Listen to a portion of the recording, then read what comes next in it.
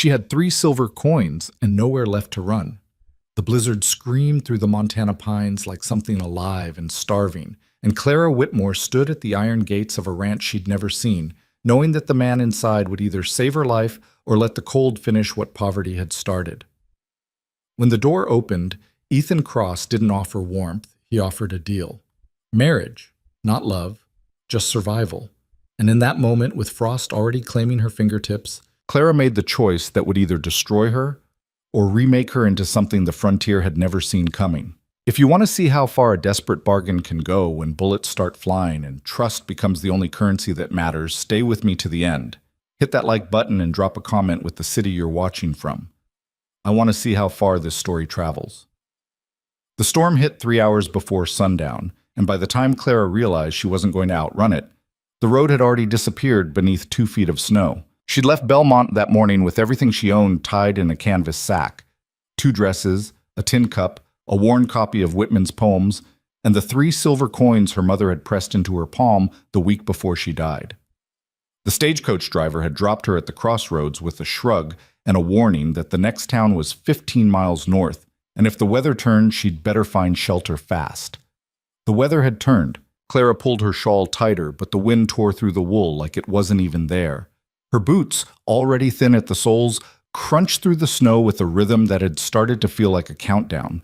Her breath came in short, visible bursts. Her fingers had gone numb an hour ago, and now the cold was working its way up her wrists, methodical and patient. She didn't know where she was. The road had forked twice since the crossroads, and both times she'd chosen based on nothing but a guess and a prayer she wasn't sure anyone was listening to. The trees pressed in on both sides, their branches heavy with snow, and the sky had gone the color of old iron. And then, through the white haze, she saw it. A gate, iron, tall, and flanked by 2 stone posts that looked like they'd been standing there since before Montana had a name. Beyond the gate, a narrow drive cut through the snow, leading toward a shape that might have been a house, or might have been a shadow. Clara stopped, her legs shaking from cold and exhaustion, and stared at that gate like it was the last door in the world. Because maybe it was. She didn't know who lived there, didn't know if they'd help or turn her away. But the alternative was clear: keep walking and die, or knock and take her chances. Clara stepped forward, gripped the cold metal of the gate, and pushed. It didn't budge. She tried again, throwing her weight against it, but the snow had piled up on the other side, and her strength was nearly gone. Panic flared in her chest, sharp and bitter. She couldn't even get through the damned gate. "Help!" she shouted, but the wind swallowed her voice before it could travel 10 feet. She tried again, louder this time, her throat raw. "Please, someone!" Nothing. Clara sank against the gate, her knees buckling, and for a moment she considered just staying there. It would be easier. The cold was already pulling at her, promising rest, whispering that she'd done enough. Then the door of the house opened. A man stepped out onto the porch, a rifle in one hand, his silhouette broad and solid against the glow of the firelight behind him. He didn't move right away, just stood there, watching her through the snow like he was deciding whether she was real or some kind of hallucination the storm had conjured up. Clara forced herself to stand. She gripped the gate with both hands and shouted again, hoarse and desperate, "I need help!" The man didn't answer. He descended the porch steps slowly, his boots crunching through the snow, and crossed the yard toward her with the deliberate pace of someone who didn't rush for anything. When he reached the gate, he stopped on the other side and looked her over. Not with suspicion exactly, but with the kind of caution a person develops when they've learned the hard way that strangers usually bring trouble. "Gate's locked," he said. His voice was low, rough-edged, the kind of voice that didn't waste words. "I can see that," Clara shot back, teeth chattering. "Can you open it?" He studied her for another long moment, his gaze moving from her face to the canvas sack at her feet to the way her hands were shaking against the iron bars. Then he reached into his coat, pulled out a key, and unlocked the gate with a single efficient motion. It swung open and Clara stumbled through, nearly collapsing before the man caught her by the arm. His grip was firm, steadying, and for a second she just stood there, leaning into the support, too cold and tired to care about pride. "You lost?" he asked. "I was trying to get to Ridgefield," Clara said, her voice barely more than a rasp. "Stagecoach dropped me at the crossroads. I thought I could make it before the storm hit. Ridgefield's 20 miles north, the man said flatly. You wouldn't have made it another mile. Clara nodded because she already knew that. She'd known it for the last hour, maybe longer. I don't have anywhere else to go. The man's expression didn't change, but something shifted in his eyes. Recognition, maybe, or resignation. He glanced back toward the house, then at her again, and sighed like he'd just made a decision he didn't particularly like. Come on, he said, and started walking. Clara followed, her legs barely cooperating, her vision swimming at the edges. The yard was wide and open, the house looming larger as they approached. A 2-story structure with a wraparound porch and smoke curling from the chimney. It looked solid, permanent, the kind of place that had weathered 100 storms and would weather 100 more. The man pushed open the front door and gestured for her to go inside. The warmth hit her like a wall, so sudden and overwhelming that her knees buckled again. She caught herself on the doorframe, her breath coming in short, shaky gasps as her body tried to remember what heat felt like. The man closed the door behind them, shutting out the wind and the snow, and the silence that followed was almost startling. Clara looked around, taking in the room, wooden floors, a stone fireplace with a fire crackling inside, a long table surrounded by mismatched chairs, and 2 boys sitting on the floor near the hearth, staring at her like she'd just walked out of a ghost story. "Who's she?" the older boy asked. He looked about 10, with dark hair and sharp eyes that didn't miss much. "Don't know yet," the man said. He set his rifle against the wall and turned to Clara. "You got a name?" "Clara Whitmore." "Ethan Cross," he said, nodding toward the boys. "That's Jacob. The little one's Samuel." Jacob continued to stare. Samuel, who couldn't have been more than 6, just blinked at her with wide eyes. "Sit down before you fall down," Ethan said, gesturing toward one of the chairs near the fire. Clara didn't argue. She sank into the chair, her whole body trembling as the warmth started to thaw her frozen limbs. It hurt.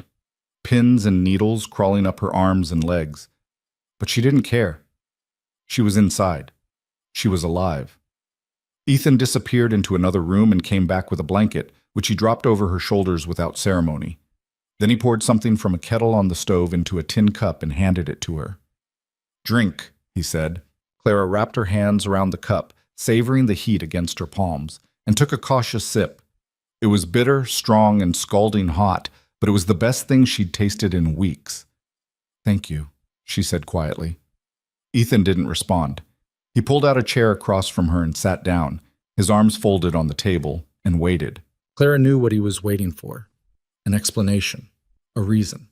Some kind of story that would make sense of why a woman was wandering alone through a blizzard with nothing but a canvas sack and 3 silver coins. "I was a schoolteacher," she said finally. "In Belmont. The town council decided they didn't need one anymore.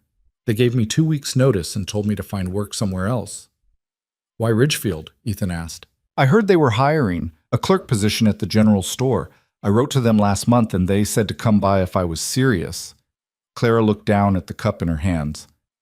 "I didn't have the money for a full fare, so I took the stagecoach as far as I could and thought I'd walk the rest." "That was stupid," Jacob said from the floor. "Jacob," Ethan said sharply, and the boy shut his mouth, but he didn't look sorry. Clara didn't blame him. It had been stupid, desperate and reckless and stupid, and she'd almost died because of it. "I don't have family," she continued, her voice quieter now. "My mother passed last year. My father was gone long before that. There's no one waiting for me anywhere." She paused, then added, "I had $3 when I left Belmont. I spent 2 on the stagecoach. I've got what's left in my pocket, and that's it." Ethan was silent for a long moment, his gaze steady and unreadable. Then he leaned back in his chair and exhaled slowly. "You can stay the night," he said. "Storm's not letting up any time soon. In the morning, if the roads are clear, I'll take you into town." Clara nodded, relief washing over her so fast it made her dizzy. "Thank you." Ethan stood, signaling the end of the conversation, and looked at the boys. "Jacob, get some blankets from the cupboard. Samuel, you go with him." The boys scrambled to their feet and disappeared down the hall, leaving Clara and Ethan alone in the firelight. "You'll sleep in the spare room," Ethan said. "It's small, but it's warm." "That's more than enough," Clara said. Ethan nodded, then turned toward the stove, his broad shoulders silhouetted against the glow. He moved with the kind of efficiency that came from years of doing things alone, without help, without complaint. Clara watched him for a moment, then looked around the room again, taking in the details she'd missed before. The boots lined up by the door, the coats hanging on hooks. This story the was small wooden posted on the toys channel scattered west near the of hearth. Betrayal. It was a Please home, do not but it repost felt it in any incomplete, form. like something essential had been removed and never replaced. Your wife? Clara asked quietly, then immediately regretted it. Ethan's shoulders stiffened, but he didn't turn around. Dead, he said flatly. 2 years now. Clara closed her eyes, cursing herself. I'm sorry. Don't be, Ethan said. You didn't know. Jacob and Samuel came back with the blankets, their arms full of worn wool, and Ethan took them without a word. He handed one to Clara and draped the other over the back of a chair. Come on, he said. I'll show you the room. Clara followed him down a narrow hallway, her legs still unsteady, and he pushed open a door at the end. The room was small, just as he'd said, barely big enough for a bed, a chair, and a washstand, but it was clean, and the window was shuttered tight against the storm. Wash basin's there, Ethan said, nodding toward the stand. Outhouse is around back, but I wouldn't recommend it tonight. Use the pot under the bed if you need to. Clara nodded, too exhausted to be embarrassed. Ethan lingered in his doorway for a moment, his expression unreadable. Then he said, You're lucky you made it here. I know, Clara said. He nodded once, then turned and walked back down the hall, leaving her alone. Clara sank onto the bed, the blanket still wrapped around her shoulders, and stared at the closed door. She was warm. She was safe. She was alive. But tomorrow she'd be back out in the cold, heading toward a town that might not even have the job she'd been promised, with nothing but the last of her money and a fading hope that something, somewhere, would finally go right. She lay down, pulled the blanket up to her chin, and closed her eyes. Outside, the storm howled on. Clara woke to the smell of coffee and the sound of voices. She sat up slowly, disoriented, her body aching from the cold and the long walk. The room was dim, the shutters still closed, but a thin strip of light bled through the gap at the bottom of the door. She stood, wrapped the blanket around herself, and opened the door. The house was alive with morning. Ethan at the stove, Jacob setting the table, Samuel sitting on the floor tying his boots. The fire was still burning, and the warmth felt like a miracle all over again. Morning, Ethan said without turning around. Coffee's on the table. Breakfast will be ready in a minute. Clara crossed the room and poured herself a cup, the steam curling up into her face. She took a sip and felt the bitterness cut through the fog in her head. Snow stopped, Ethan said, flipping something in a pan. But the roads are still buried. Won't be clear for another day, maybe 2. Clara's stomach sank. I can't stay that long. You don't have a choice, Ethan said simply. You leave now. You'll freeze before you get a mile. Clara opened her mouth to argue, then closed it again. He was right, and they both knew it. Ethan set a plate of eggs and bacon on the table, followed by a second and a third. The boys descended on the food like wolves, and Clara sat down across from them, her hands wrapped around the coffee cup. Eat, Ethan said, nodding toward the plate he'd set in front of her. Clara hesitated, then picked up a fork. The food was simple, unseasoned, but it was hot and filling, and she ate slowly, savoring every bite. Ethan sat at the head of the table, his own plate untouched, and watched her with that same steady, unreadable gaze. You said you were a schoolteacher, he said finally. Clara nodded. For 3 years, taught reading, writing, arithmetic, mostly to children, but I had a few older students too. You any good at it? I like to think so, Clara said. The students seemed to learn. The parents didn't complain. Then why'd they let you go? Clara set down her fork, her appetite suddenly gone. The council said the town couldn't afford to pay me anymore. But the truth is, they didn't like me. I didn't go to church. I didn't socialize. I kept to myself, and that made me inconvenient. Ethan's jaw tightened, but he didn't say anything. People don't trust women who don't fit, Clara continued, her voice sharper now. Especially women who don't need their approval to survive. Ethan studied her for a long moment, then nodded slowly, like he understood something he hadn't before. You got any plans? He asked. Besides Ridgefield? Not really, Clara admitted. I was hoping the store job would work out and then I'd figure out the rest from there. And if it doesn't? Clara looked down at her plate. I don't know. Ethan leaned back in his chair, his arms folded, and the silence stretched out between them. Then he said, I've got a proposition. Clara looked up, her heart kicking against her ribs. I need help, Ethan said bluntly. The boys need someone here during the day, someone to cook, clean, teach them when I can't, someone who can hold this place together when I'm out working the ranch. He paused, his gaze locked on hers. And I need a wife. Clara's breath caught. What? Not a real wife, Ethan said quickly. Not in the way you're thinking. I'm talking about a business arrangement. You stay here, help with the house and the boys, and I'll give you a roof, food, and a place to belong.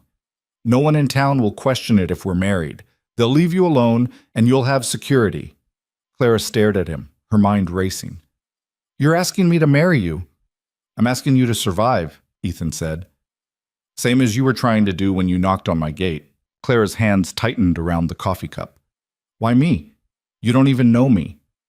I know enough, Ethan said. You're not afraid of hard work. You're not afraid of being alone. And you're desperate enough to say yes.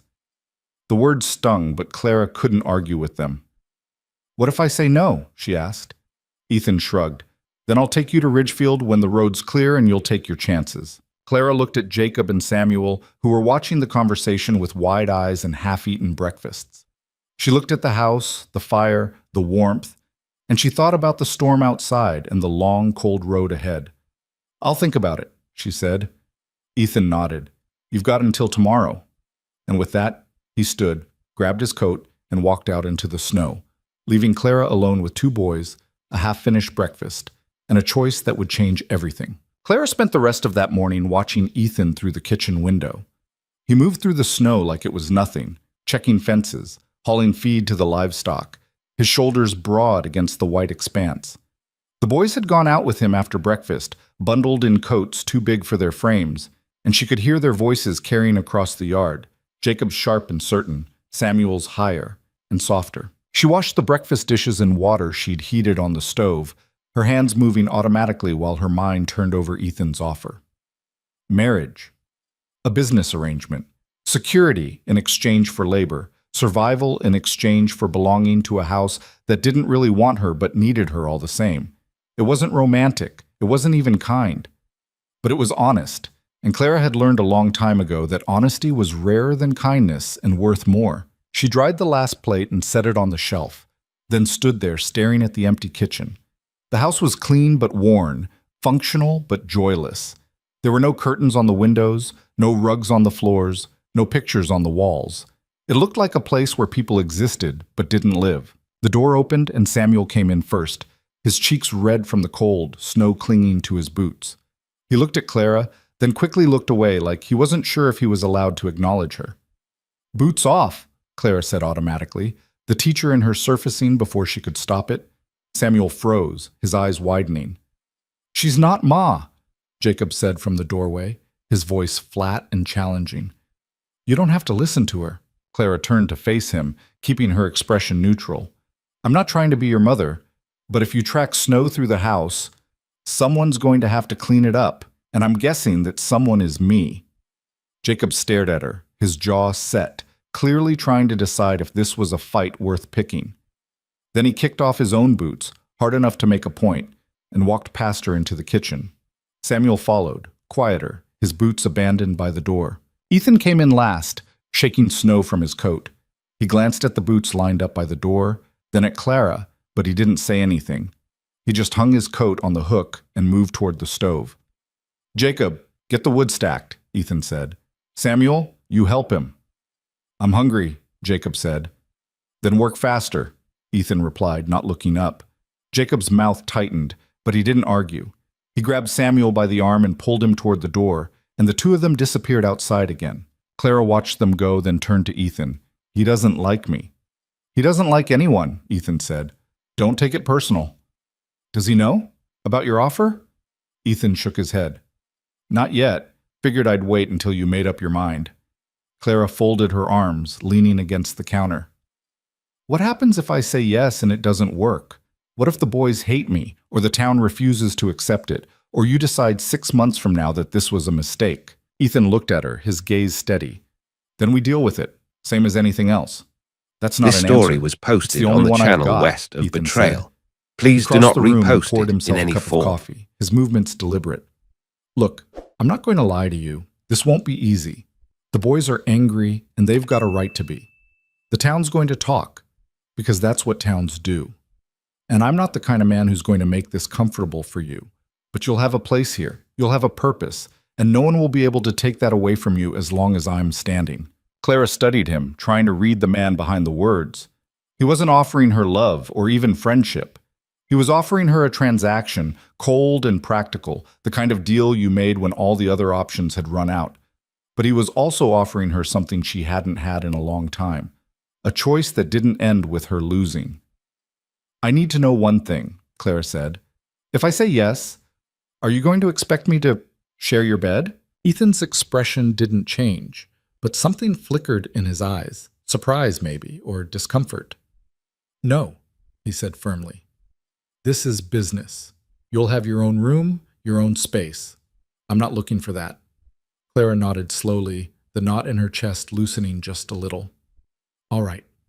All right, you'll think about it? Or all right, you'll do it? Ethan asked. Clara took a breath, then let it out.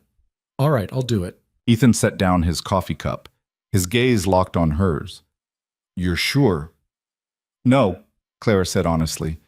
But I'm out of better options, and you're offering me a way to survive. So I'll take it. Ethan nodded once, like that was all the confirmation he needed. We'll go into town tomorrow. Get it done at the courthouse. Simple and quick. And the boys? Clara asked. I'll tell them tonight. Clara's stomach twisted, imagining the conversation, the anger, the grief that would come pouring out. But she didn't argue. This was Ethan's house, Ethan's family, and if she was going to be part of it, she had to let him handle it his way. What do I do until then? She asked. Whatever you want, Ethan said. You're not a prisoner here. He grabbed his coat and headed back outside, leaving Clara alone in the kitchen again. She stood there for a long moment, staring at the door, trying to absorb the fact that she'd just agreed to marry a man she'd known for less than 24 hours. Then she rolled up her sleeves and got to work. By the time the boys came back in, she'd scrubbed the floors, wiped down the counters, and started a pot of stew on the stove. It wasn't much, but it was something, and Clara had learned that keeping her hands busy was the best way to keep her mind from spiraling. Jacob walked in first, saw the changes, and stopped in his tracks. What are you doing? Cleaning, Clara said simply. We didn't ask you to. I know, Clara said, but I'm here, and I'm not going to sit around doing nothing. Jacob's eyes narrowed. You think you're staying? Clara met his gaze, refusing to look away. I think that's up to your father. Jacob opened his mouth to say something else, but Samuel tugged on his sleeve, whispering something Clara couldn't hear. Jacob scowled, then turned and walked toward the fire, dragging his brother with him. Clara went back to stirring the stew, her heart pounding. She'd handled difficult students before, kids who tested her at every turn. But this was different. Jacob wasn't just testing her, he was protecting something, guarding a wound that hadn't healed, and she was the stranger, trying to step into the space his mother had left behind. Dinner that night was tense. Ethan sat at the head of the table, Jacob and Samuel on one side, Clara on the other. No one spoke. The only sounds were the scrape of spoons against bowls and the crackling of the fire. Clara ate slowly, keeping her eyes on her food, trying not to draw attention to herself. But she could feel Jacob watching her, his gaze heavy and hostile. Finally, Ethan set down his spoon and cleared his throat. Boys, I need to talk to you about something. Jacob looked up, his expression wary. Samuel just blinked, his spoon halfway to his mouth. Miss Whitmore is going to be staying here, Ethan said. Permanently. Jacob's face went hard. Why? Because I asked her to, Ethan said, and because this house needs someone to help run it. We don't need help, Jacob shot back. We've been fine without... We haven't been fine, Ethan interrupted, his voice firm but not unkind. And you know it. Jacob's jaw clenched, but he didn't argue. She's going to marry me, Ethan continued. Tomorrow, at the courthouse. And after that, she's going to be part of this family. The silence that followed was suffocating. Samuel's eyes went wide, darting between his father and Clara like he was trying to understand. Jacob just stared at Ethan, his face flushed, his hands gripping the edge of the table. "You can't," Jacob said, his voice shaking. "You can't just replace her." "I'm not replacing anyone," Ethan said quietly.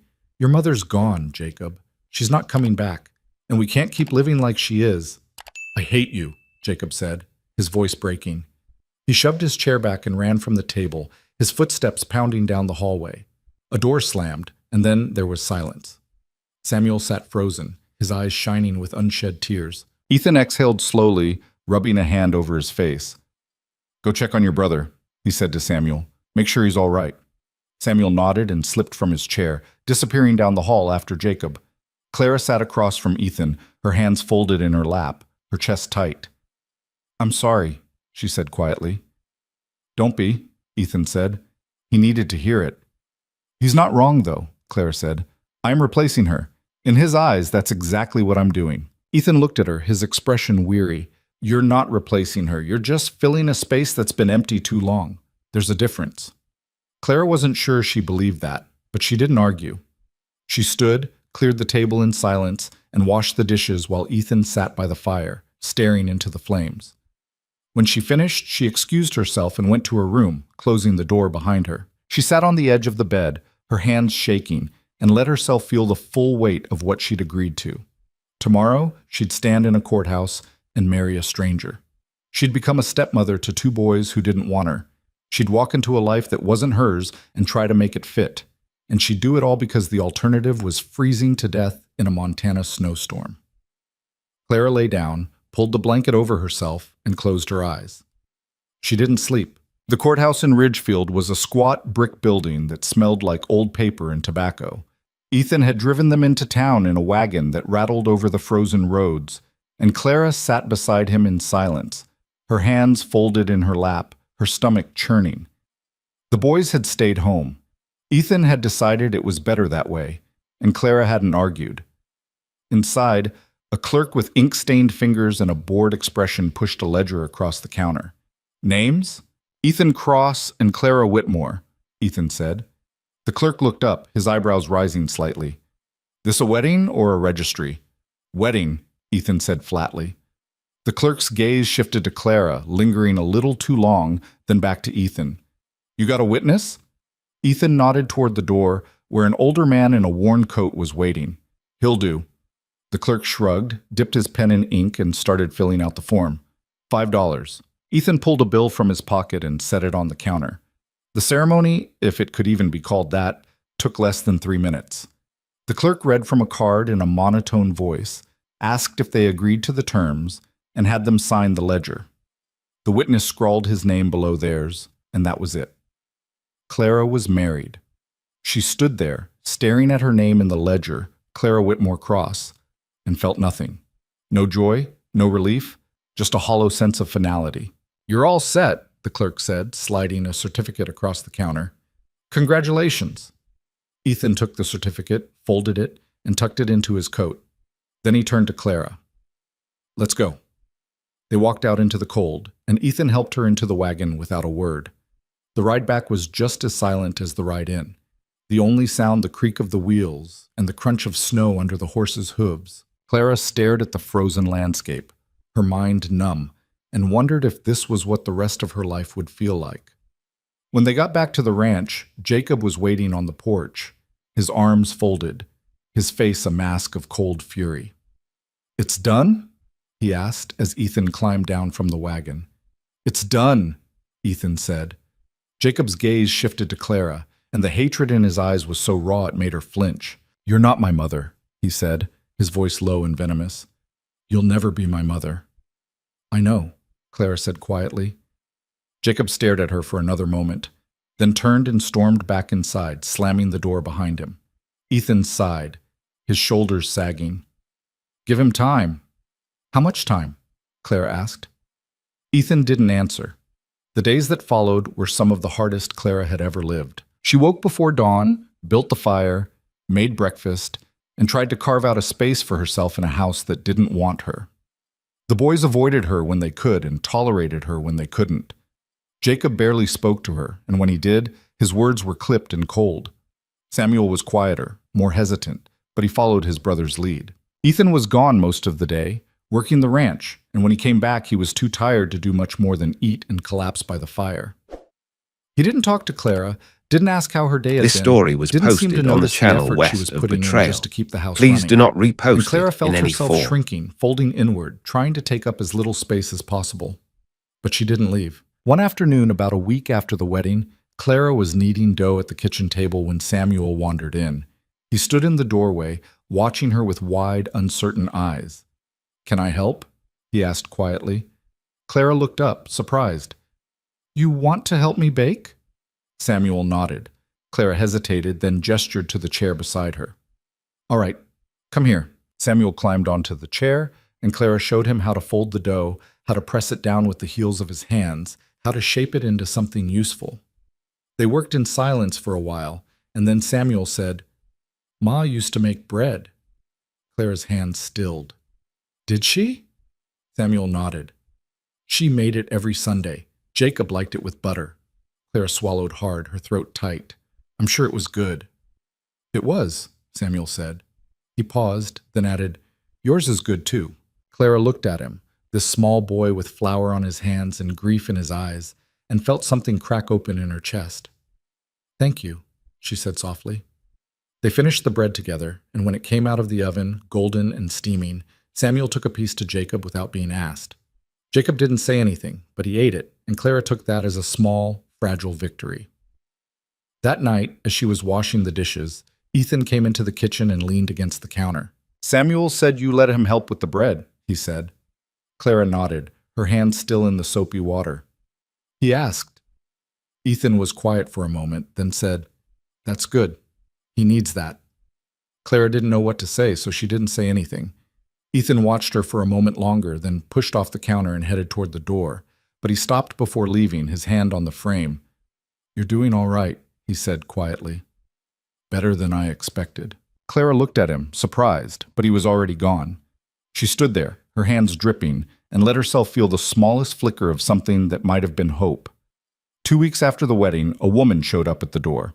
Clara answered the knock, wiping her hands on her apron, and found herself face to face with a sharp-eyed woman in a fur-trimmed coat and a hat that looked like it cost more than Clara's entire wardrobe. "I'm Margaret Dalton," the woman said, her voice crisp and assessing. "I live at the adjoining ranch. I heard Ethan got himself a wife, and I had to see for myself." Clara's stomach tightened, but she kept her expression neutral. "Clara Cross."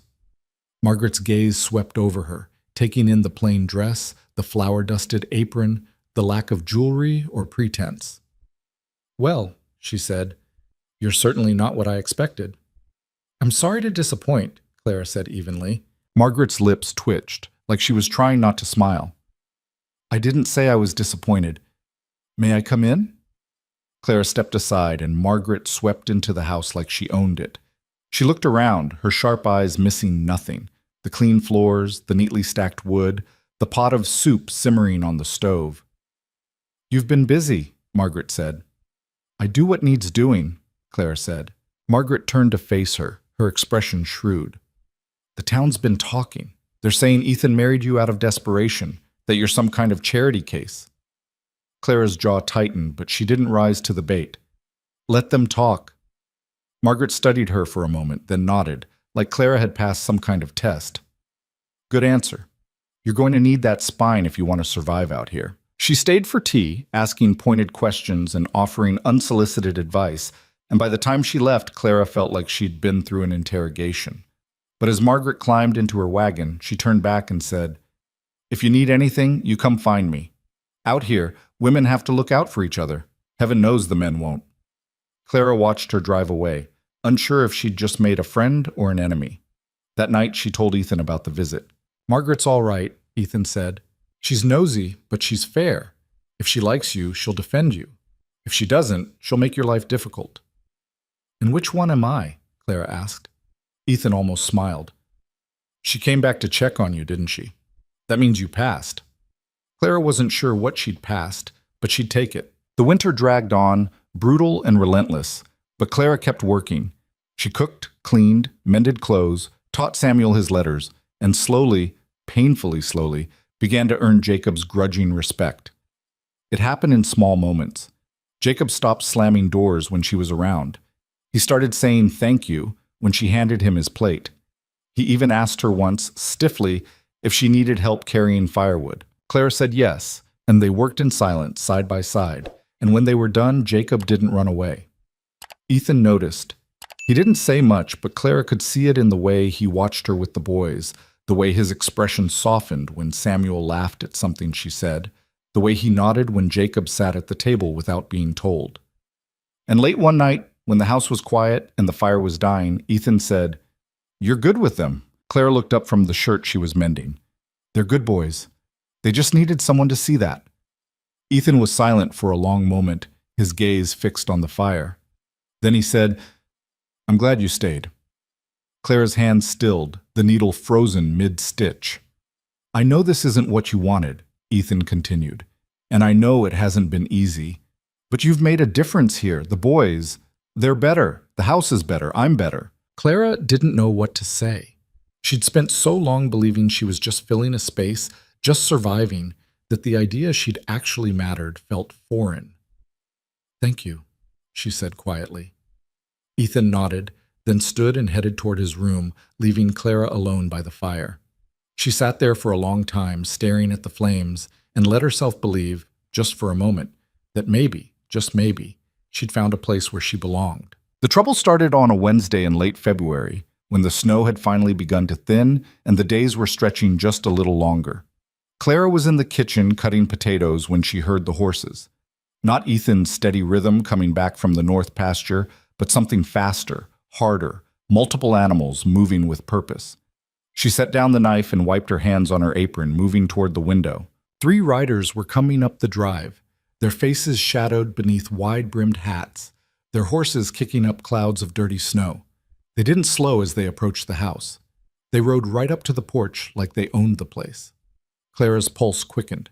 She glanced toward the hallway where Jacob and Samuel were supposed to be doing their lessons, then back at the window. One of the men dismounted, his boots hitting the ground with a heavy thud. He was tall, broad-shouldered, with a thick beard and eyes that looked like they'd seen too much and cared about too little. The other 2 stayed on their horses, watching the house with the kind of stillness that made Clara's skin crawl. The bearded man climbed the porch steps and knocked, 3 sharp raps that rattled the door in its frame. Clara took a breath, squared her shoulders, and opened it. The man looked her over, his gaze slow and deliberate, then smiled. It wasn't a friendly smile. "Afternoon, ma'am. Is Ethan Cross around?" "He's working," Clara said, keeping her voice steady. "Can I help you?" "Depends," the man said. "You his wife?" Clara hesitated, then nodded. "I am." The man's smile widened, showing teeth that were yellowed and crooked. "Well, ain't that something? Heard he'd gone and got himself hitched. Didn't believe it till now." "What do you want?" Clara asked. "Just a conversation," the man said. "Nothing to worry your pretty head about." Clara's jaw tightened, but she didn't rise to the bait. "If you want to talk to my husband, you'll have to come back later." The man's smile faded. "That's not real convenient for me." "It'll have to do," Clara said, and started to close the door. The man's hand shot out, catching the edge of the door and holding it open. "Now that's not very hospitable." Clara's heart slammed against her ribs, but she didn't step back. "Take your hand off my door." The man leaned in, his breath sour and hot. "Or what?" "Or I'll put a bullet in you," Clara said, her voice cold and flat. The man blinked, surprised, then laughed, a low, ugly sound. "You got a gun, little lady?" "I do," Clara said, though she didn't. The rifle was hanging above the fireplace, and she had no idea if it was even loaded, but she kept her eyes locked on his, refusing to flinch. The man studied her for a long moment, then slowly pulled his hand back. "You got some fire in you, I like that." "Leave," Clara said. The man tipped his hat, still grinning. "Tell your husband we stopped by. Tell him Garrett Voss wants a word." He turned and walked back to his horse, swinging into the saddle with practiced ease. The 3 of them rode off, slow and deliberate, like they had all the time in the world. Clara waited until they were out of sight before she closed the door, her hand shaking. She leaned against it, her breath coming in short, shallow bursts, and tried to calm the panic rising in her chest. Jacob appeared in the hallway, his face pale. Who were they? I don't know, Clara said. But they're gone now. They didn't look like friends, Jacob said. They weren't. This story was Clara posted said. on the channel She west straightened, of forcing her Betrayal. hands to stop shaking. Please do not repost Where's Samuel? it in any form. In the back room, Jacob said. I told him to stay there. Good, Clara said. Keep him there until your father gets back. Jacob hesitated, then nodded and disappeared down the hall. Clara went back to the kitchen, but she couldn't focus on the potatoes. She kept looking out the window, watching the empty drive, waiting for the riders to come back. When Ethan finally rode in an hour later, Clara met him at the door. We had visitors, she said without preamble. Ethan's expression hardened. Who? 3 men. The one in charge said his name was Garrett Voss. Ethan went very still, his jaw clenching. What did he want? He wanted to talk to you, Clara said. I told him to come back later. He didn't like that. Ethan's gaze sharpened. Did he threaten you? Not in so many words, Clara said, but he made it clear he didn't appreciate being turned away. Ethan swore under his breath, then turned and walked toward the house. Clara followed, her stomach twisting. Inside, Ethan went straight to the rifle above the fireplace and checked the chamber. It was loaded. He pulled a box of ammunition from the cupboard and set it on the table, then looked at Clara. You know how to shoot? He asked. Clara hesitated. I've fired a gun before. Once. That's not the same thing, Ethan said. He picked up the rifle and held it out to her. Come on. He took her outside, behind the house where the land opened up into a wide, empty field. He set up a row of cans on a fence post, then handed her the rifle. Hold it like this, he said, adjusting her grip. Stock against your shoulder, tight. You don't want the recoil knocking you back. Clara nodded, her hands unsteady. Look down the sight, Ethan said, standing behind her. Line it up with the target. When you're ready, squeeze the trigger. Don't pull. Squeeze. Clara took a breath, aimed at the center can, and squeezed. The rifle kicked hard, the shot cracking through the cold air, and the bullet went wide, kicking up dirt 5 feet to the left of the target. Try again, Ethan said. Clara reloaded, adjusted her stance, and fired. This time the bullet hit the fence post, splintering the wood but missing the can. Better, Ethan said. Again. They stayed out there for an hour, Clara firing until her shoulder ached and her ears rang. By the end, she could hit the cans more often than she missed them. Ethan took the rifle back, his expression grim. If those men come back and I'm not here, you don't open the door. You take this rifle, you get the boys to the back room, and you wait. If they try to come inside, you shoot first and ask questions later. Understand?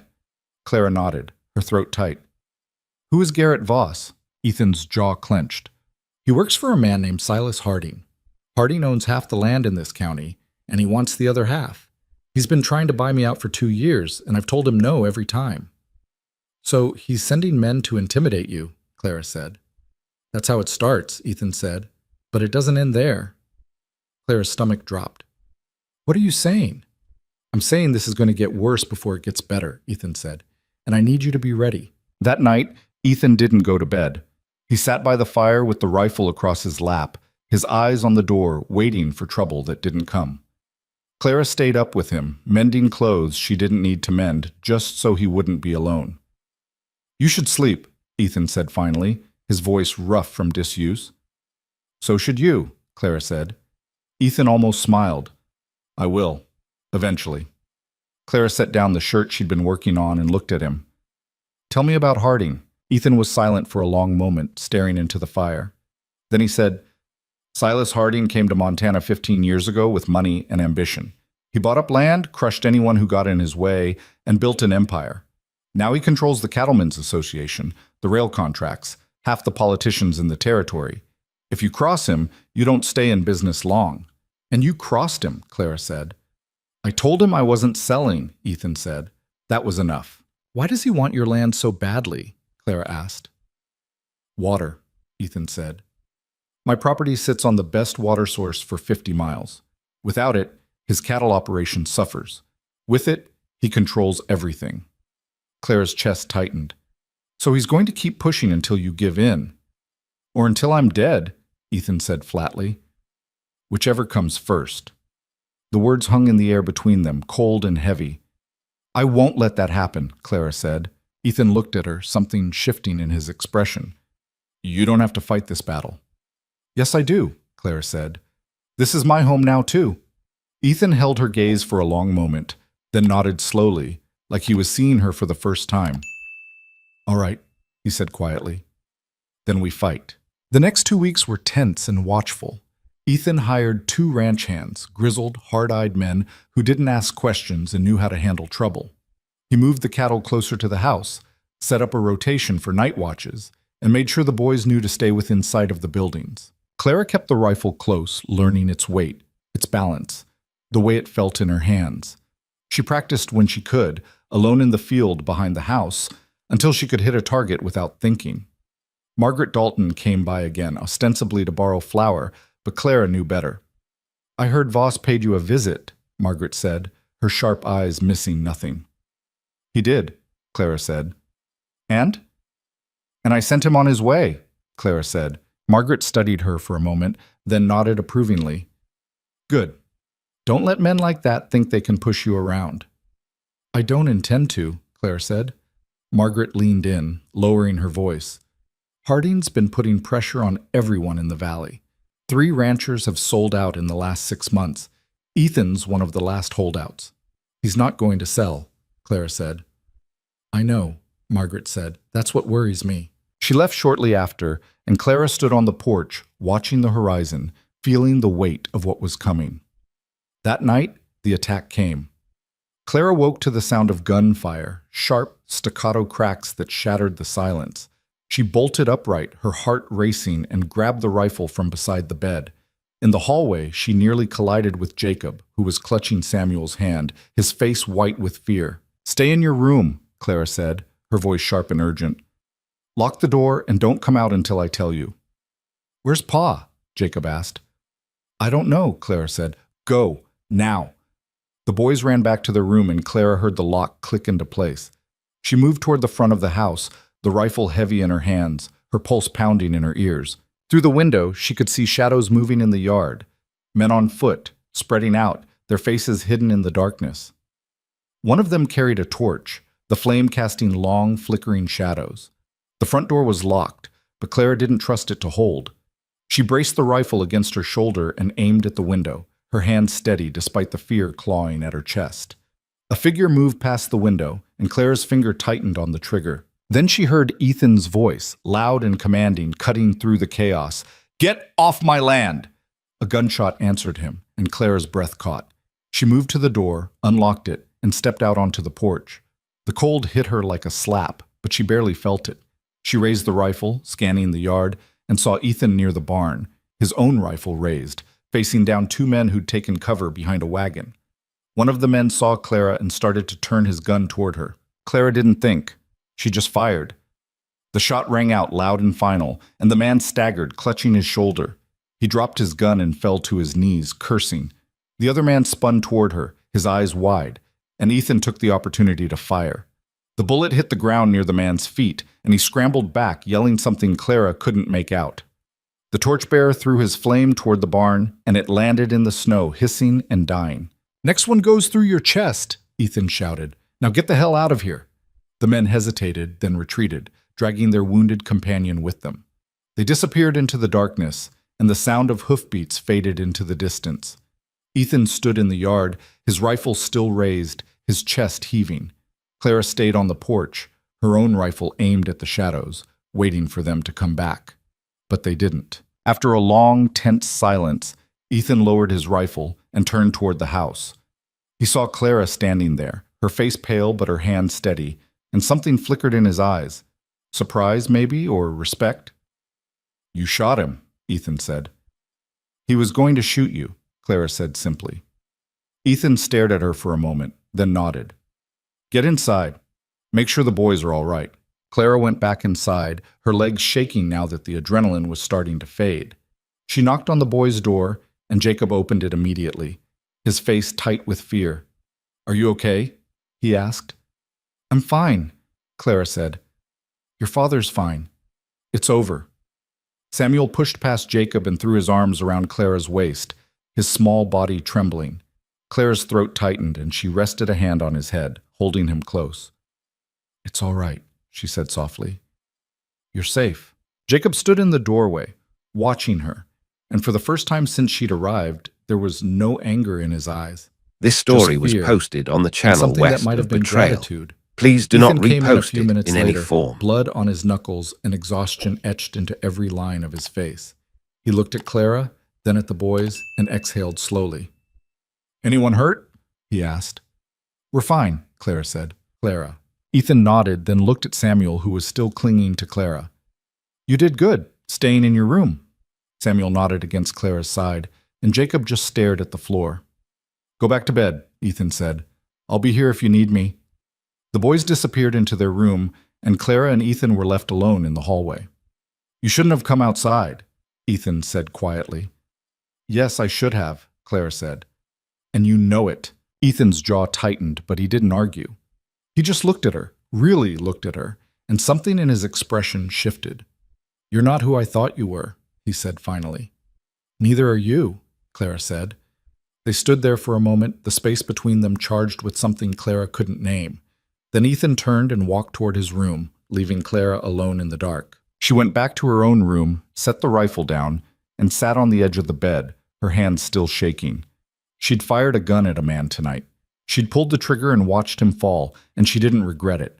But she also knew, with a cold, creeping certainty, that this was only the beginning. The next morning, Ethan rode into town to report the attack.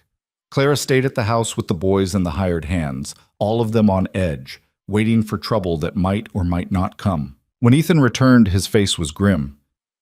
"Sheriff says there's nothing he can do unless we can prove Harding ordered the attack," he said. "And since Voss and his men are long gone, we've got no evidence." "So they just get away with it," Clara said, her voice tight with anger. "For now," Ethan said. "But Harding's not stupid. He knows we fought back. He knows we're not going to roll over. That'll make him think twice before he tries again." "Or it'll make him send more men," Clara said. Ethan didn't disagree. That night, Clara couldn't sleep. She lay in bed, staring at the ceiling, listening to the wind outside and the creak of the house settling. Her mind kept replaying the attack, the gunfire, the shadows, the moment she'd pulled the trigger. She'd crossed a line tonight, stepped into something violent and irreversible, and there was no going back. But she also knew, with a clarity that surprised her, that she'd do it again. Because this was her home now. These were her people. And she'd be damned if she let someone take that away from her. The following week brought an uneasy calm. No more riders appeared at the gate. No more gunfire shattered the night.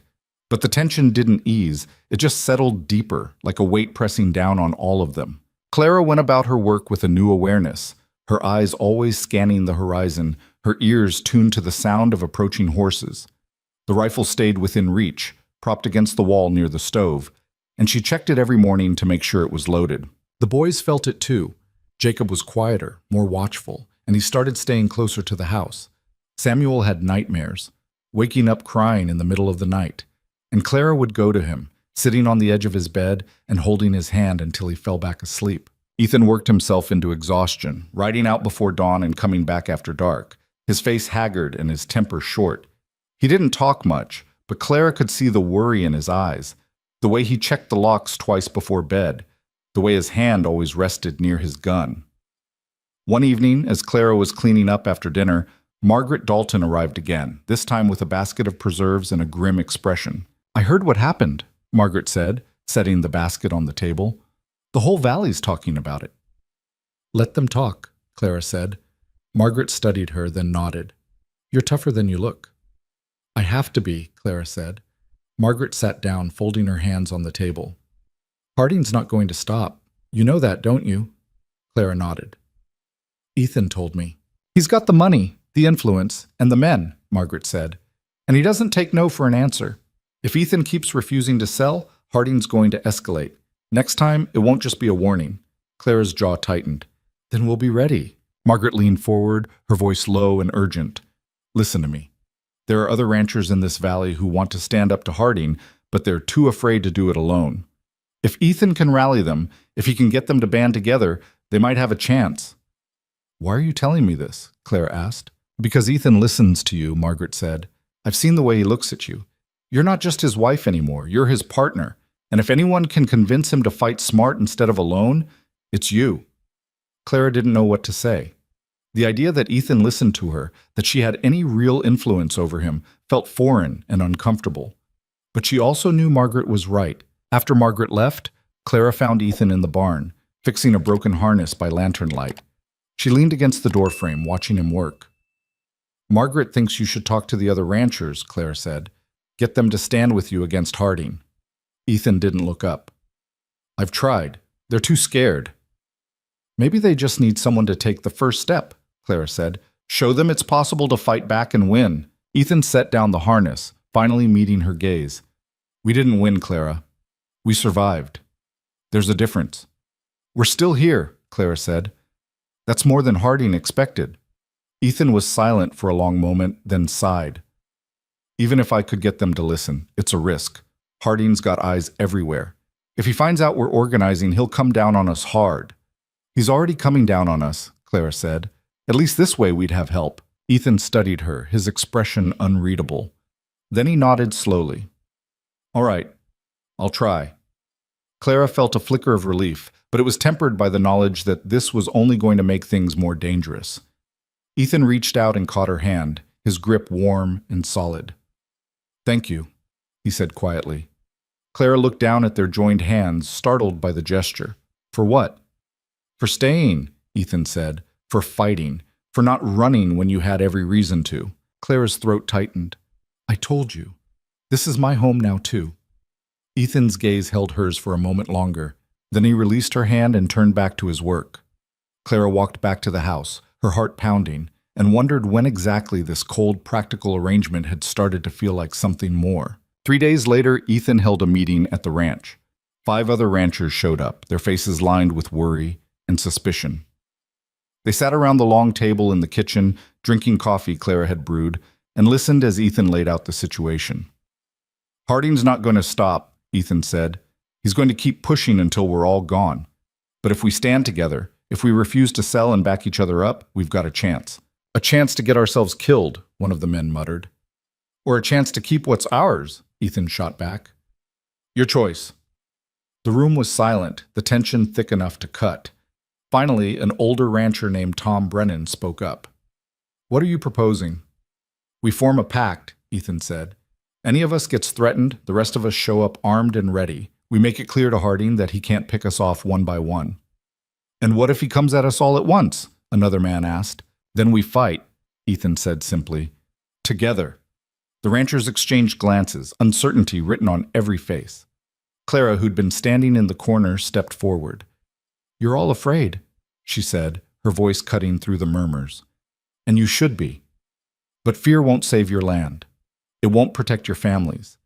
Standing together might not guarantee you'll win, but standing alone guarantees you'll lose. The men looked at her, some with surprise, others with grudging respect. Tom Brennan nodded slowly. She's right. We've been too damn scared for too long. One by one, the ranchers agreed. They shook hands, made their pact, and left with grim determination etched into their faces. When they were gone, Ethan turned to Clara. You didn't have to do that. Yes, I did, Clara said. Someone had to. Ethan looked at her, and for the first time since she'd arrived, he smiled. A real smile, small and fleeting, but genuine. You're something else, Clara Cross, he said. Clara didn't know how to respond, so she just smiled back and went to clean up the coffee cups. But as she worked, she felt the weight of what they'd just set in motion. The fight was coming, and when it did, there'd be no turning back. The retaliation came faster than any of them expected. 2 days after the meeting, Tom Brennan's barn burned to the ground. Clara heard about it from Margaret, who rode up to the house in the middle of the afternoon with her face flushed and her horse lathered from being pushed too hard. They hit Tom last night, Margaret said, barely waiting for Clara to open the door. Burned his barn, killed 3 horses, left a note nailed to his fence that said he should reconsider his alliances. Clara's stomach turned. Is Tom all right? He's alive, Margaret said. But he's scared. They all are. Where's Ethan? Clara asked. Out with the others, Margaret said. They rode to Tom's place at dawn. I came to warn you. If Harding's willing to burn Tom out, he won't stop there. Clara nodded, her mind already racing. Come inside. I'll make coffee. Margaret followed her in, and they sat at the kitchen table in tense silence while the coffee brewed. Through the window, Clara could see Jacob and Samuel playing near the barn, oblivious to the danger closing in around them. You need to send the boys away, Margaret said quietly. This story was Clara looked at posted her. on the channel west Where? of Betrayal. Please do I not don't know. repost it Somewhere in any safe. form. Somewhere Harding can't reach them. Ethan won't do that, Clara said. He won't send them away. Then you need to convince him, Margaret said, because if Harding's willing to kill horses to make a point, he won't hesitate to hurt children. The words settled over Clara like ice water, and she felt her hands tighten around her cup. I'll talk to him, Clara said. Margaret nodded, finished her coffee, and left. Clara stood at the window, watching the boys, and felt the weight of responsibility pressing down on her shoulders. When Ethan returned that evening, his face was dark with anger. He walked into the house, threw his hat on the table, and stood there for a moment, his jaw clenched so tight Clara could see the muscle jumping. How bad is it? Clara asked. Bad, Ethan said. Tom lost everything in that barn. Tools, feed, 3 good horses. He's talking about selling. Can you blame him? Clara asked. Ethan's gaze snapped to hers. No, but if he sells, the rest will follow, and then we're done. Clara moved toward him, her voice steady. Margaret thinks we should send the boys away, somewhere safe. Ethan shook his head immediately. No. Ethan, I said no, Ethan snapped. I'm not sending my sons away because some bastard wants to scare me into submission. It's not about submission, Clara said, her voice rising. It's about keeping them alive. Ethan's eyes blazed. They're my sons. They stay here. And if something happens to them? Clara demanded. If Harding decides to use them to get to you, what then? Ethan didn't answer. He just turned and walked out of the house, slamming the door behind him. Clara stood there, her heart pounding, her hands shaking with frustration and fear. That night, she couldn't sleep. She lay in bed, staring at the ceiling, listening to the sounds of the house settling around her. She thought about Tom's barn, about the horses screaming as they burned, about what it would feel like to lose Jacob and Samuel the same way. She got up, wrapped a shawl around her shoulders, and walked to the boys' room. She opened the door quietly and looked inside. They were both asleep, Jacob curled on his side, Samuel sprawled across his bed with one arm flung over his head.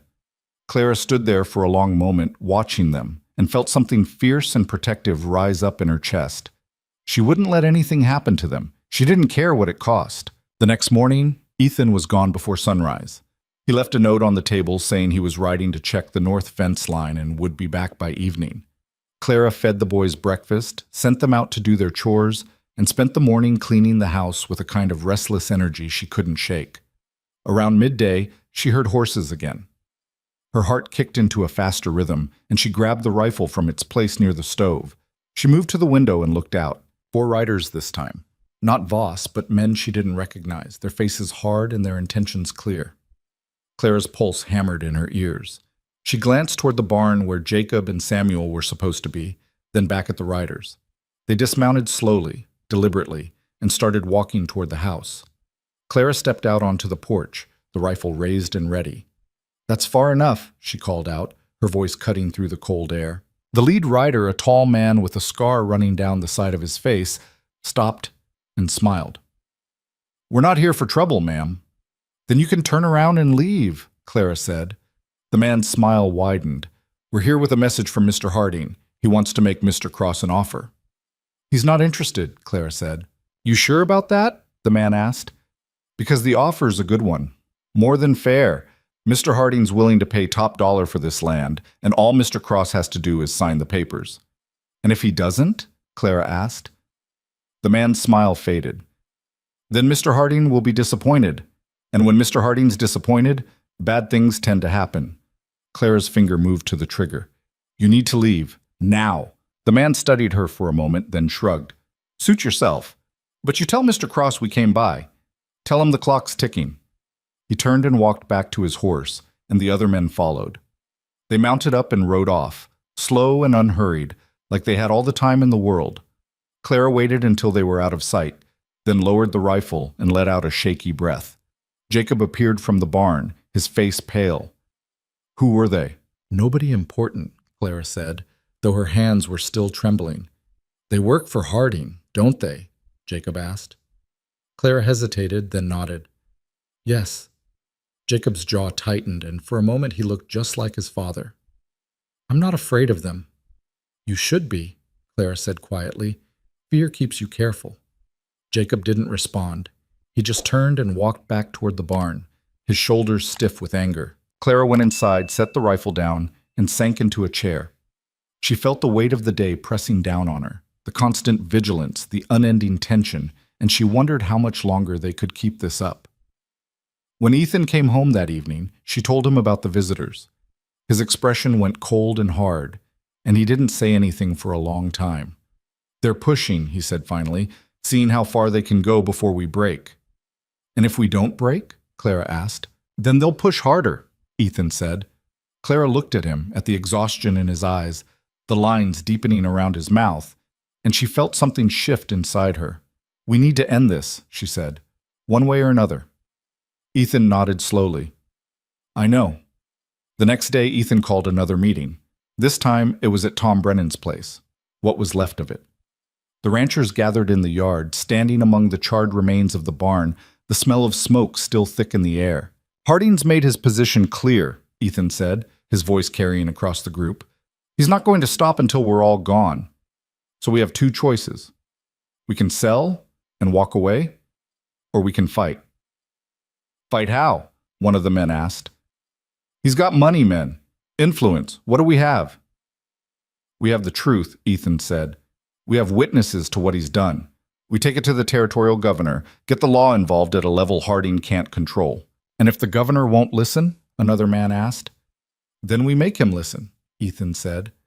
We ride to the Capitol, all of us.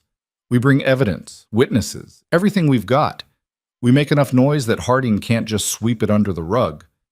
The ranchers exchanged glances, uncertainty still written on their faces.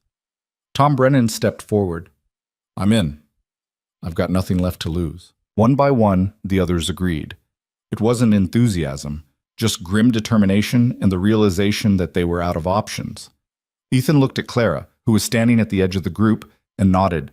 She nodded back, feeling the weight of what they were about to do. They spent the next week preparing. Clara helped gather documents, write testimonies, and coordinate with the other ranchers' families.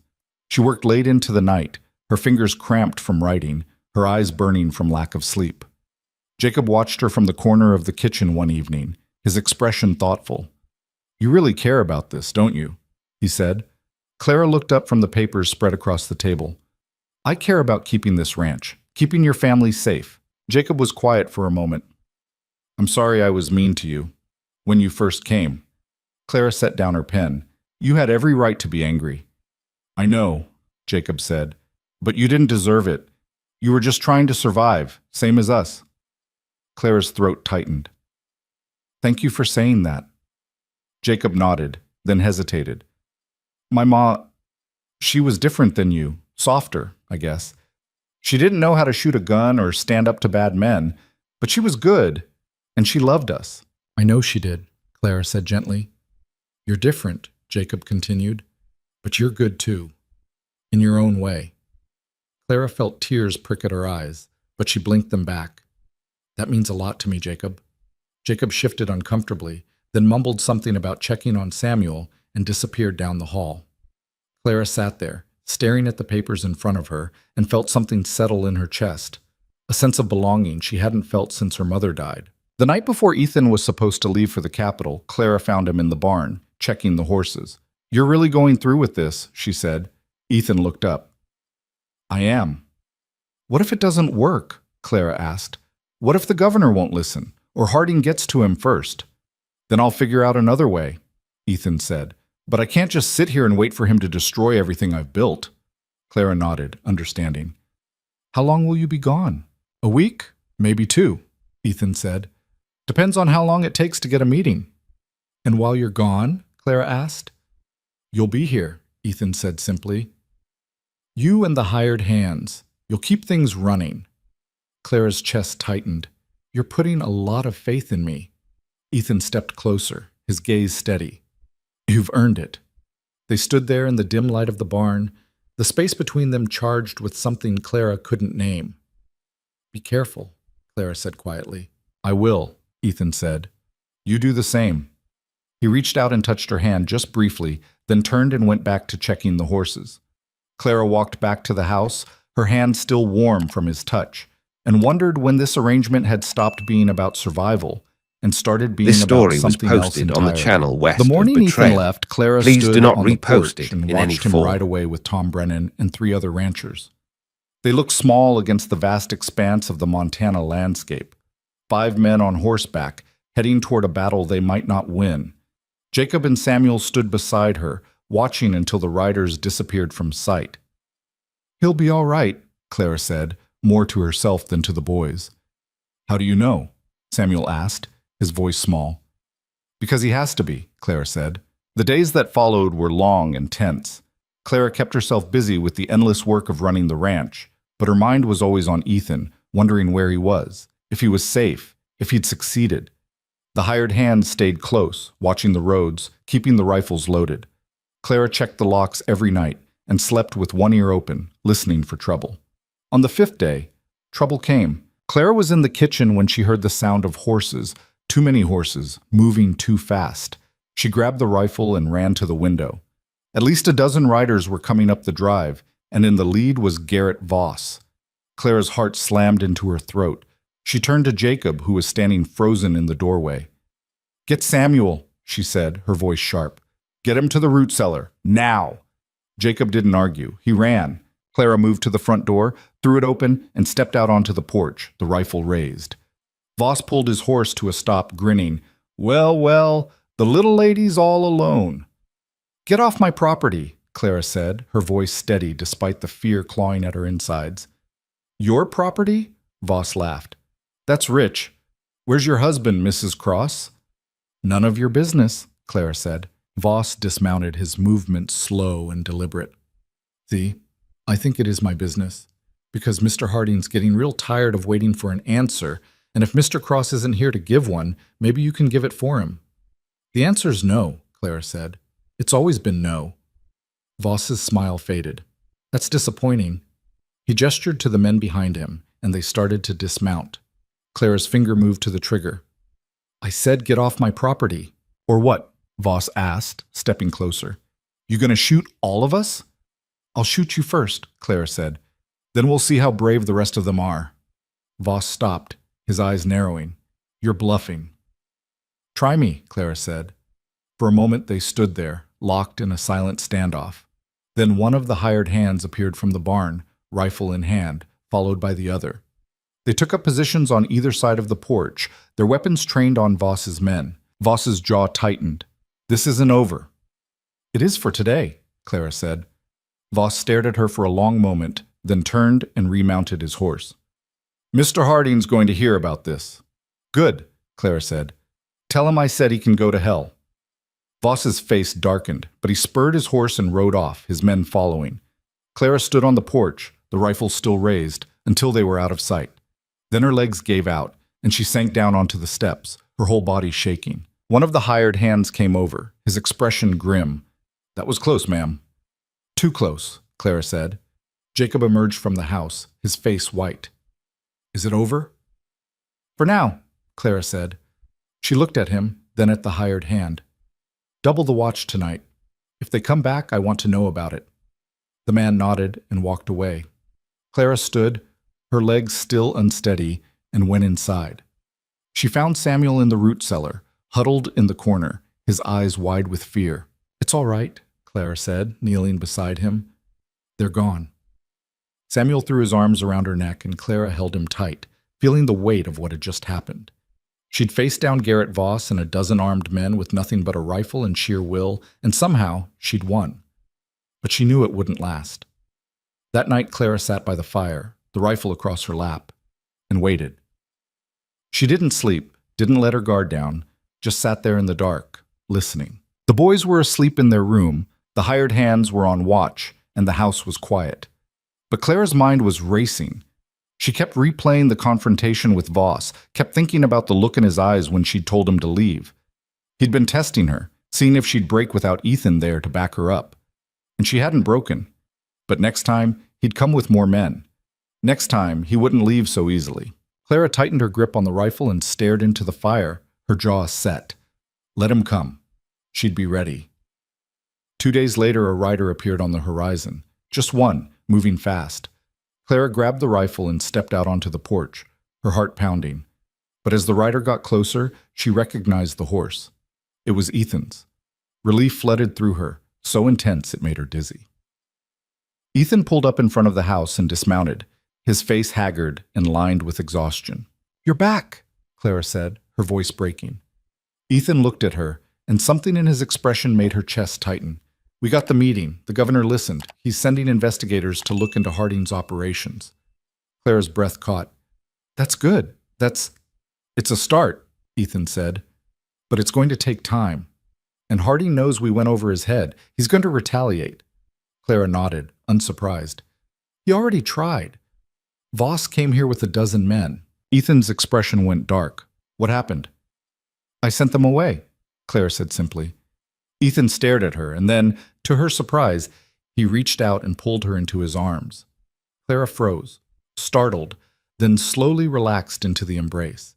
She could feel his heartbeat, strong and steady, and the warmth of his body against hers.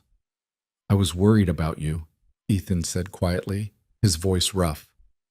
"I was worried about you too," Clara said. They stood there for a long moment, holding each other, and Clara felt something shift between them, something fragile and new, something that felt a lot like hope. Then Ethan pulled back, his hands still on her shoulders, and looked at her. "This isn't over," he said. "I know," Clara said.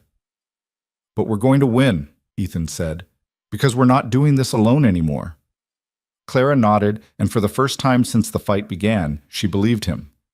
That night, Ethan told Clara everything. They sat at the kitchen table long after the boys had gone to bed, the lamp burning low between them, and he laid it all out. The meeting with the governor, the promises made, the timeline for the investigation, and the warning they'd received on the way back. "One of Harding's men stopped us outside of Helena," Ethan said, his voice low and tired. "Said Harding knows what we did. Said he's not going to let it stand." Clara's hands tightened around her cup. "What does that mean?" "It means he's going to come at us hard," Ethan said. "He's going to try to finish this before the investigators arrive." "How long do we have?" Clara asked. "A week, maybe 2, Ethan said. "Depends on how fast the territorial office moves." Clara nodded, her mind already working through the possibilities. "We need to fortify the ranch, bring in more men, make sure we can hold out if he tries a full assault." Ethan looked at her, something like admiration flickering in his eyes. "You've been thinking about this." "I've had time to think," Clara said, "while you were gone." Ethan reached across the table and took her hand, his grip warm and solid. "I'm sorry I left you here alone to deal with Voss." "I wasn't alone," Clara said. I had the boys, I had the hired hands." "You know what I mean," Ethan said.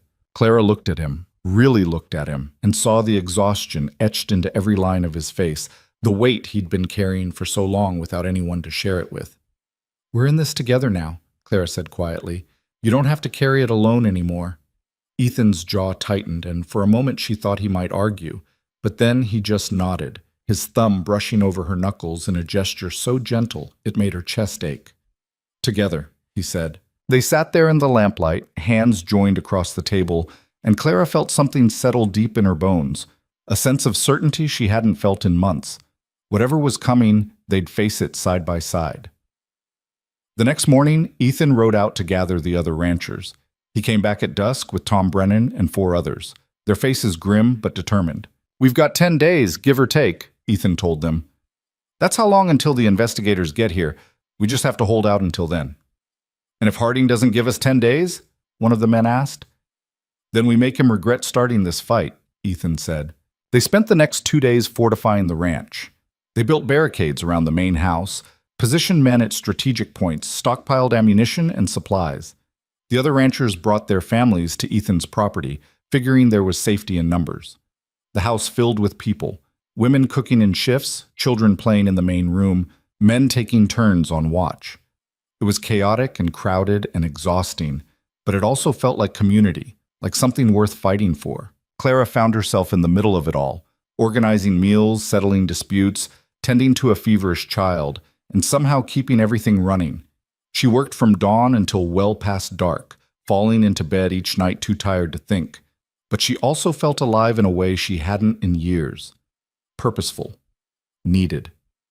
On the third night, she was washing This story dishes was when Margaret posted appeared on the at her channel elbow. west of "You're going to Betrayal. work yourself into the Please ground," do not Margaret repost it said, in any taking form. a dish from Clara's hands and drying it. "I'm fine," Clara said. "You're running on fumes," Margaret countered. "When's the last time you slept more than 4 hours?" Clara didn't answer because she couldn't remember. Margaret set down the dish and turned to face her. "You've done more for this valley in 3 months than most people do in a lifetime. But you're no good to anyone if you collapse. I'll rest when this is over," Clara said. "If you make it that long," Margaret said. Then, more gently, "let the other women help. You don't have to do everything yourself." Clara opened her mouth to argue, then closed it again. Margaret was right. She'd been so focused on proving herself, on showing she belonged here, that she'd forgotten she didn't have to do it alone. "All right," Clara said finally. "I'll ask for help."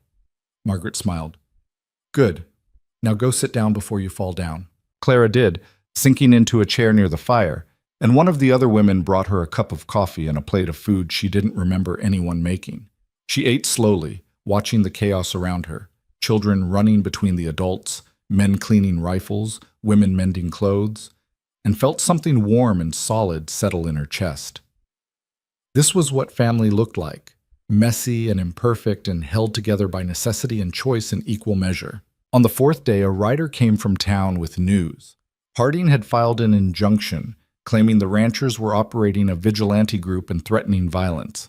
The local sheriff, who was firmly in Harding's pocket, had issued warrants for Ethan's arrest and Tom Brennan's. "It's a setup," Tom said, his face red with anger. "He's trying to get us locked up before the investigators arrive." "He won't get the chance," Ethan said. "We're not leaving this property. Let him try to serve the warrant here." "That's resisting arrest," one of the other men pointed out. "They could shoot you for that." "They're going to try to shoot me anyway," Ethan said flatly. "At least this way I'll see them coming." Clara, who'd been listening from the doorway, stepped forward. "There's another option." Everyone turned to look at her. "We go public," Clara said. "We ride into town, all of us, and we tell everyone what Harding's done. We make it so loud and so public that he can't just make us disappear." "The town's scared of him," Tom said. "They won't stand with us." "Maybe not," Clara said, "but they'll witness, and witnesses are harder to silence than people hiding on a ranch." Ethan studied her, his expression thoughtful. "It's risky." "So is sitting here waiting for him to come to us," Clara said. The room was silent for a long moment. Then Tom spoke up. "She's right," he said. "We've been reacting to Harding this whole time. Maybe it's time we made him react to us." One by one, the other men agreed. The next morning, they rode into Ridgefield, 15 men, 10 women, and a handful of children. They rode in broad daylight down the main street and stopped in front of the courthouse. A crowd began to gather, curious and wary. Ethan dismounted and stood on the courthouse steps, his voice carrying across the street. "My name is Ethan Cross, and I'm here to tell you what Silas Harding's been doing to the people of this valley." He laid it all out: the threats, the intimidation, the barn burning, the attack on his ranch. One by one, the other ranchers stepped forward and told their stories. Tom Brennan talked about losing his barn and his horses. Margaret Dalton talked about the pressure Harding had put on her late husband before he died. And Clara stood beside Ethan, her presence quiet but solid, her hand resting on the rifle slung over her shoulder. The crowd listened. This story Some was faces posted were on the sympathetic, channel west others of uncertain, Betrayal. and a few Please do openly not hostile. repost it in But they any listened. form. Then the sheriff appeared, his face red and his hand on his gun. "That's enough," he said. "Ethan Cross, you're under arrest." "On what charge?" Ethan asked. "Inciting violence," the sheriff said. "Resisting lawful authority." "Lawful authority?" Tom Brennan laughed, bitter and sharp. "You're Harding's dog, and everyone here knows it." The sheriff's hand tightened on his gun. "You want to get arrested too, Brennan?" "Go ahead," Tom said. "Arrest all of us. Let's see how that looks when the territorial investigators show up." The crowd murmured, the tension ratcheting higher. Then a voice cut through the noise. "That won't be necessary." Everyone turned. A man in a dark suit and a badge Clara didn't recognize was walking toward them, flanked by two others. "I'm Marshal Davis," the man said. "Territorial Office. We've been asked to investigate allegations of corruption and intimidation in this region." The sheriff's face went pale. "You're early." "We decided to expedite," the marshal said, his tone flat. "Seems like the situation warranted it." He looked at Ethan. "Mr. Cross, I'd like to hear your testimony, and anyone else who has information about Mr. Harding's activities." Relief washed over Clara so suddenly she felt dizzy. Ethan glanced at her, and she saw the same relief mirrored in his eyes. It wasn't over yet, but they'd made it this far. The next week was a blur of interviews, testimonies, and legal proceedings. The marshal and his team worked quickly, gathering evidence, talking to witnesses, building a case that even Harding's money and influence couldn't dismantle. Harding tried to fight back. He hired lawyers, called in favors, leaned on every contact he had. But the sheer weight of the evidence against him was overwhelming. And when the marshal's team raided Harding's office and found records of bribes, threats, and illegal land deals, the case became ironclad. Harding was arrested on a Tuesday morning, dragged out of his mansion in handcuffs while half the town watched. Garrett Voss and several of his men were arrested alongside him. Clara wasn't there to see it. She was at the ranch, helping the other families pack up and return to their own properties, trying to bring some semblance of normalcy back to a life that had been upended for weeks. When Ethan came home that evening and told her it was done, she just nodded, too exhausted to feel much of anything. "It's really over?" she asked. "It's over," Ethan said. Clara sank into a chair, her whole body sagging with relief. "What happens now?" "Now we rebuild," Ethan said. "Tom's already talking about putting up a new barn. The others are planning to expand their herds. Life goes on." Clara looked at him. "And us?" Ethan was quiet for a moment. Then he pulled out a chair and sat down across from her, his expression serious. "I need to ask you something," he said. Clara's heart kicked into a faster rhythm. "All right, this arrangement we made," Ethan said slowly. "Back when you were desperate, and I was desperate, and neither of us had better options. That's not what this is anymore. Not for me." Clara's breath caught. "What is it then?" Ethan looked at her, his gaze steady and unflinching. "You're my partner, Clara. You've stood beside me through everything. You've protected my sons, defended my home, fought battles I couldn't fight alone. You're not just the woman I married out of convenience. You're the woman I want to spend my life with." Clara felt tears prick at her eyes. "Ethan, I'm saying this badly," Ethan interrupted, a faint smile tugging at his mouth. "What I'm trying to say is, I want to marry you again. For real this time. Not because we have to, but because I want to. Because I love you." The words hung in the air between them, raw and honest. Clara stared at him, her heart pounding, and for a moment she couldn't speak. Then she reached across the table and took his hand. "I love you too," she said, her voice breaking. "I didn't mean to. I wasn't looking for it. But somewhere along the way, this stopped being about survival and started being about you. About us." Ethan's smile widened, and he stood, pulling her to her feet and into his arms. They stood there in the kitchen, holding each other, and Clara felt the last piece of the wall she'd built around her heart crumble away. "So is that a yes?" Ethan asked, his voice muffled against her hair. Clara laughed, the sound shaky but genuine. "Yes, it's a yes." They were married again 3 weeks later, this time in front of the whole town. Margaret insisted on organizing it, and Clara didn't have the energy to argue. The ceremony was held at the ranch, in the yard under a sky so blue it hurt to look at. Lanterns hung from the trees, and long tables were set up with food the whole valley had contributed to. Jacob and Samuel stood beside Ethan, both of them scrubbed clean and dressed in new shirts Clara had made. Jacob had even combed his hair without being asked. Clara wore a simple dress Margaret had lent her, pale blue with lace at the collar, and she carried a bouquet of wildflowers Samuel had picked that morning. When she walked toward Ethan, her hand tucked into Tom Brennan's arm, because he'd offered and she had no one else, she saw the way Ethan's expression softened, the way his eyes never left her face. The ceremony was short and simple, no grand speeches, no elaborate vows, just two people standing in front of their community and choosing each other. When the officiant pronounced them husband and wife, Ethan kissed her, gently at first, then deeper, and the crowd erupted in cheers and applause. Clara pulled back, her face flushed, and saw Jacob grinning and Samuel bouncing on his toes with excitement. "Welcome to the family," Jacob said, and this time he meant it. The celebration lasted This well story into was the evening. posted on the channel People west ate of and Betrayal. drank and danced Please to do not music from a repost fiddle it one of in the any ranchers form. played. Children ran through the yard, their laughter carrying on the spring air, and for the first time in months, the tension that had gripped the valley was gone. Clara stood at the edge of it all, watching, and felt Ethan's arm slip around her waist. "Happy?" he asked. "Yes," Clara said simply. "I am."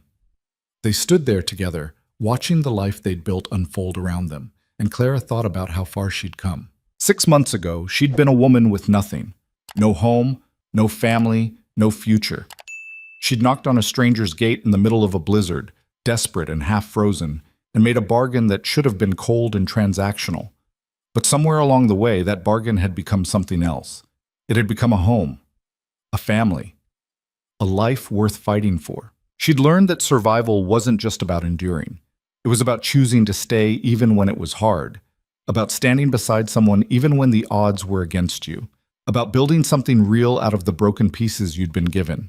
And she'd learned that love didn't always look the way you expected it to. Sometimes it was quiet and steady, built slowly over shared work and shared risk. Sometimes it was a choice you made every day, to show up and fight and believe that tomorrow could be better than today. Clara leaned into Ethan's side, feeling the solid warmth of him, and smiled. "What are you thinking about?" Ethan asked. "That I'm glad I knocked on your gate," Clara said. Ethan's arm tightened around her. "So am I." The weeks that followed were quieter, gentler. The threat that had loomed over them was gone, and life settled into a new rhythm. Clara and Ethan moved into the same bedroom, a transition that felt both momentous and entirely natural. They'd already been partners in every way that mattered. This was just the final piece falling into place. The boys adjusted quickly. Jacob started calling Clara Ma, without fanfare, one morning at breakfast, like it was the most obvious thing in the world. Samuel had been doing it for weeks already, too young to understand the weight of the word, but old enough to know it felt right. Clara's throat had tightened when she heard it, but she just smiled and passed Jacob the biscuits. She taught Samuel to read and write, his small hand gripping the pencil awkwardly as he traced letters on a slate. She taught Jacob how to cook, over his protest that it was women's work, until he grudgingly admitted that it was useful to know. And she taught them both that strength came in different forms, that it was okay to be scared, okay to grieve, okay to let someone else carry the weight sometimes. Ethan watched her with the boys, and sometimes Clara would catch him looking at her with an expression she couldn't quite name. Gratitude, maybe. Or wonder. Or something deeper that didn't need a name at all. One evening, as they sat on the porch watching the sun set over the mountains, Ethan said, "You know, I used to think this place was cursed." Clara looked at him, surprised. "Why?" "Because I lost her here," Ethan said quietly. "My first wife. She died in that bedroom, and for 2 years I couldn't walk into this house without feeling like I was suffocating." Clara's chest tightened. "And now?" "Now it feels like a home again," Ethan said. He reached over and took her hand. "You did that. You brought life back into a place that was dying." Clara didn't know what to say. She just squeezed his hand and leaned her head against his shoulder. They sat there in comfortable silence, watching the sky turn from gold to pink to deep purple, and Clara felt a peace she hadn't known was possible. By summer, the ranch was thriving. The cattle were healthy, the crops were growing, and the hired hands Ethan had brought on were proving their worth.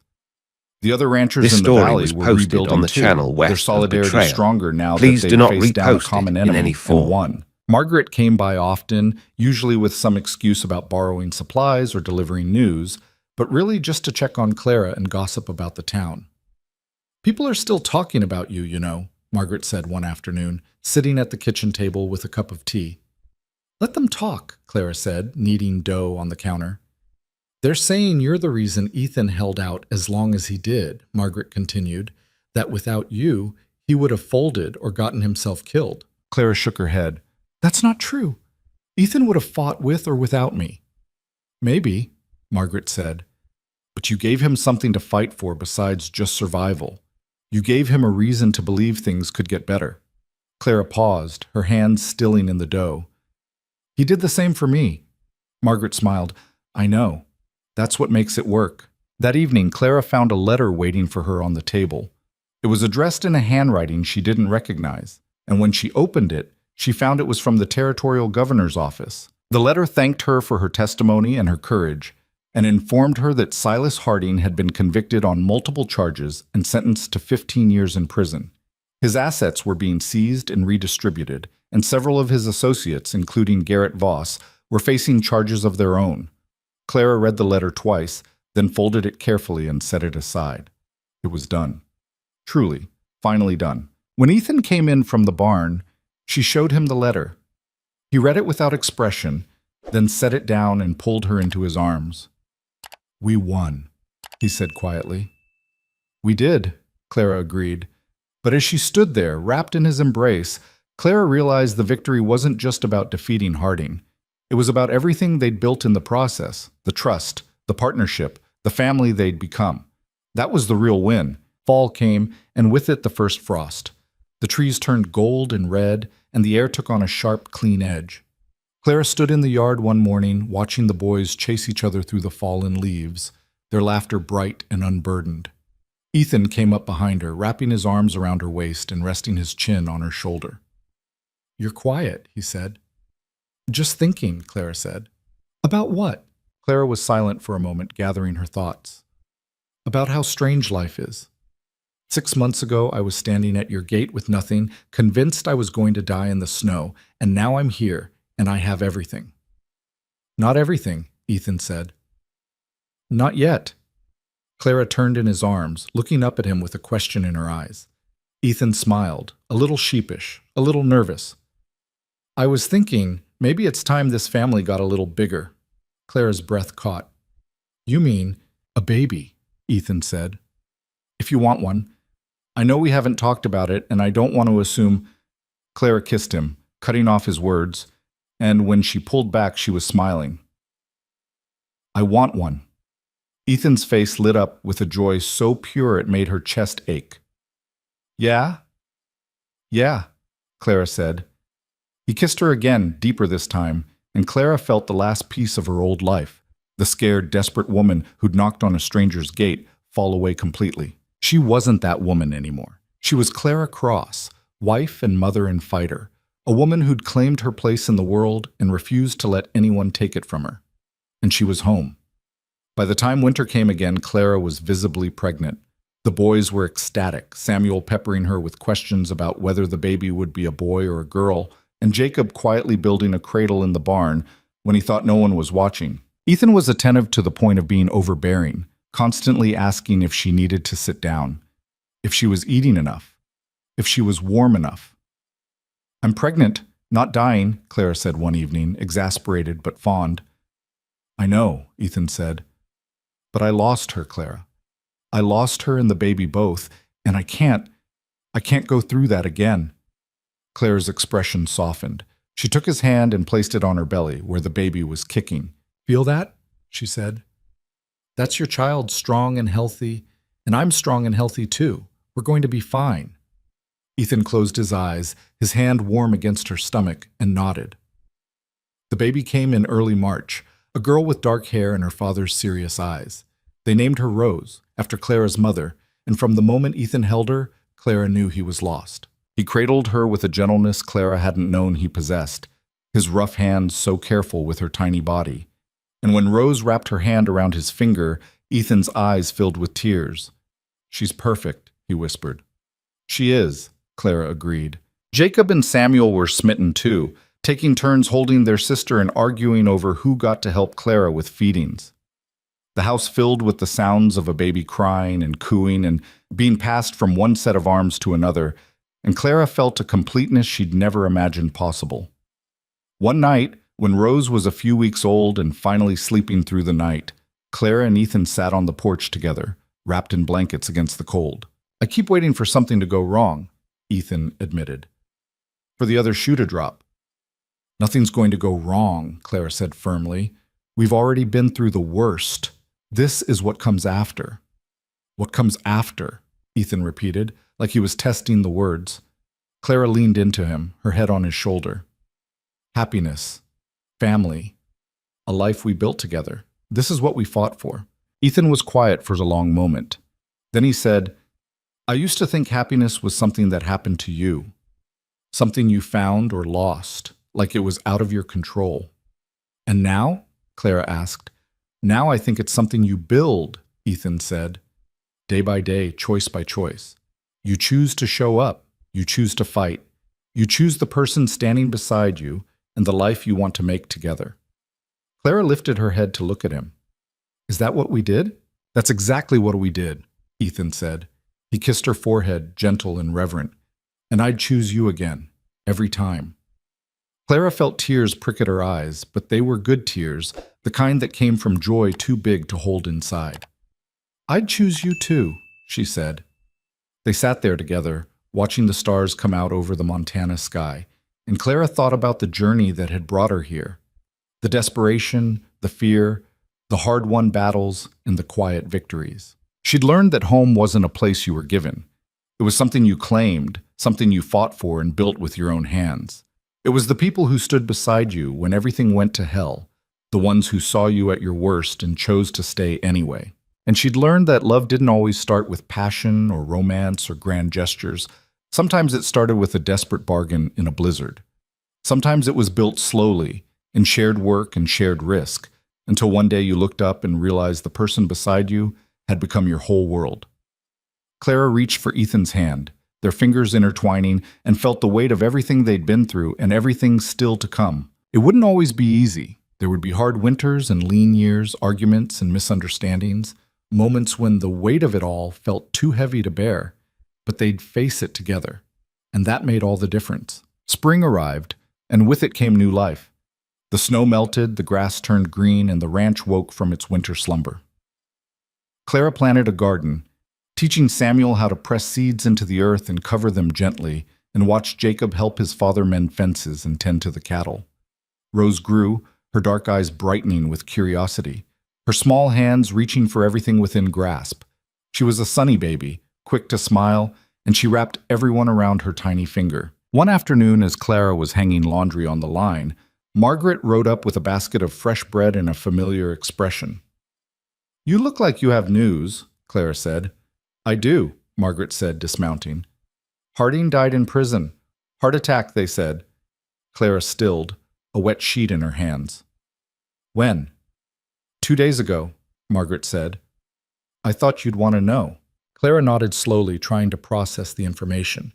She'd thought she'd feel something, relief, maybe, or vindication. But all she felt was a distant sadness for a man who'd had everything and thrown it away trying to take more. "Good riddance," Margaret said bluntly. "The world's better off without him."